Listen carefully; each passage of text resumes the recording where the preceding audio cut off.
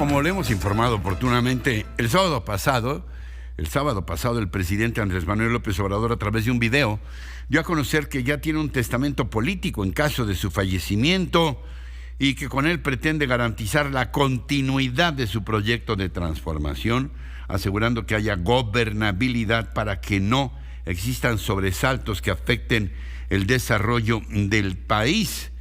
De viva voz, Francisco Burgoa, prestigiosísimo abogado constitucionalista y académico de nuestra UNAM.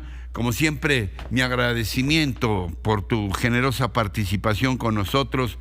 Francisco, muy buen día. Querido Ricardo, muy buen día para ti y para tu audiencia. Constitucionalmente, Francisco, ¿qué validez tiene este anunciado testamento político del presidente López Obrador? La Constitución no prevé la figura de testamento político como lo señaló el presidente López Obrador.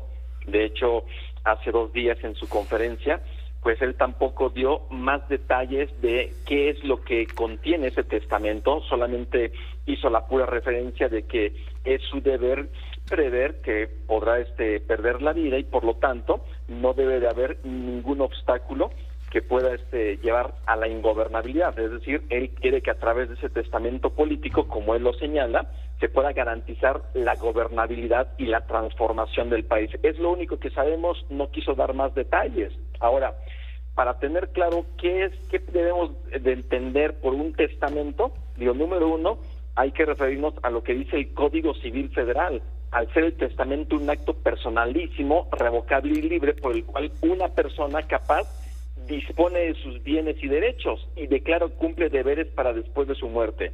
Si a esto le agregamos la palabra política, entonces quiere decir que el presidente de la República, a través de una manifestación de la voluntad, está refiriéndose a actos relativos al gobierno. Y lo que nos llama la atención, Ricardo, tiene que ver simplemente con lo siguiente. Vivimos en una república democrática, en un sistema constitucional en donde se prevé de una forma muy clara en la Constitución cuáles van a ser los casos o los supuestos en el que se debe instrumentar el mecanismo para sustituir al presidente en caso de falta absoluta o de licencia que pudiere pedir. De ahí que esta expresión de testamento político pues nos deja una serie de inquietudes porque pareciera que entonces el presidente está viendo una expresión de poder como algo totalmente personal. Es decir, pareciera que dispone de lo que es el gobierno como si fuera de su propiedad y por lo tanto quisiera o pudiera estar pensando en cómo heredar el poder, lo cual de ninguna manera es admisible en términos constitucionales y democráticos. En este sentido, desde luego que nadie de buena fe, yo creo que ni aun sus más acérrimos críticos, nadie podríamos desear la muerte del presidente.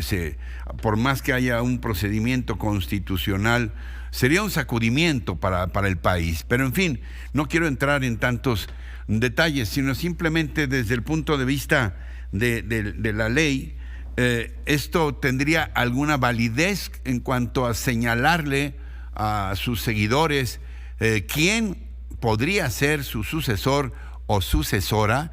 ¿Y esto tendría algún tipo de carácter legal o no?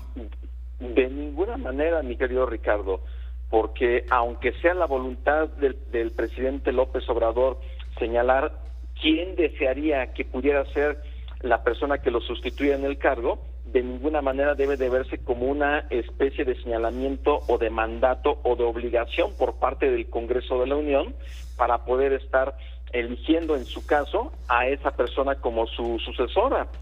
Porque para esto tienen que cumplirse los supuestos que se establecen en el artículo 84 de la Constitución, que ahorita me refiero, y también la persona que en su caso pudiera ser nombrada como el presidente o presidenta sustituta, también debe de cumplir con los requisitos que se establecen en la Constitución. Inclusive, Ricardo, un punto importantísimo tiene que ver con que el presidente de la República, en este video al que hacemos referencia, en ningún momento señala o menciona a la Constitución.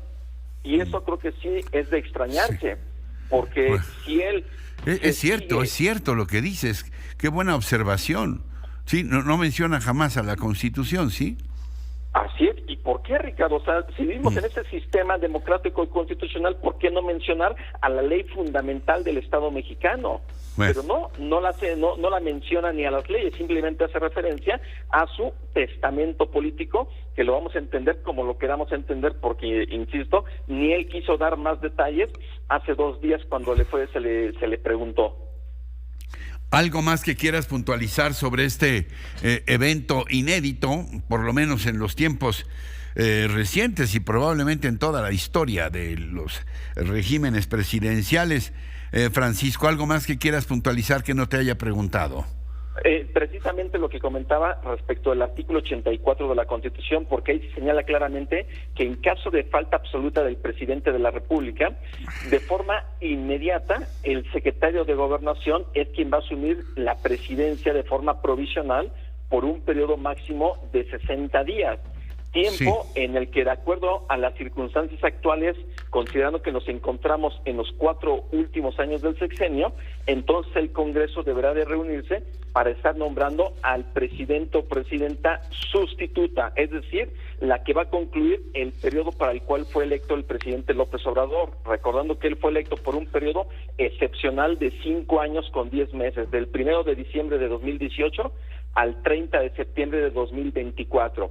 El presidente sustituto va a concluir el periodo, no va a convocar a elecciones extraordinarias, que eso sí lo podría hacer el presidente interino, y él sería nombrado en el supuesto de que la falta absoluta fuese en los 2 primeros años del sexenio, situación que sabemos que ahorita ya no es así, ya estamos en el supuesto de los 4 últimos años del sexenio. Por supuesto, no deseamos que ocurra una falta absoluta del presidente, deseamos que concluya su periodo. En mi opinión, no es necesaria la revocación de mandato para pensar si sí o si no él debe de continuar hasta que concluya el cargo, y le deseamos pues toda la salud y por supuesto que sigamos nosotros respetando siempre la Constitución y nuestro sistema democrático.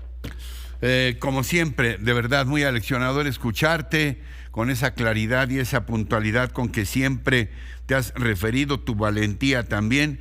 Te lo aprecio muchísimo todo, Francisco Burgoa, constitucionalista y académico de nuestra UNAM. Un abrazo grande, fraterno. Gracias, Francisco. Al contrario, mi querido Ricardo Rocha, un abrazo y excelente día también para toda tu audiencia. Gracias, muy buen día.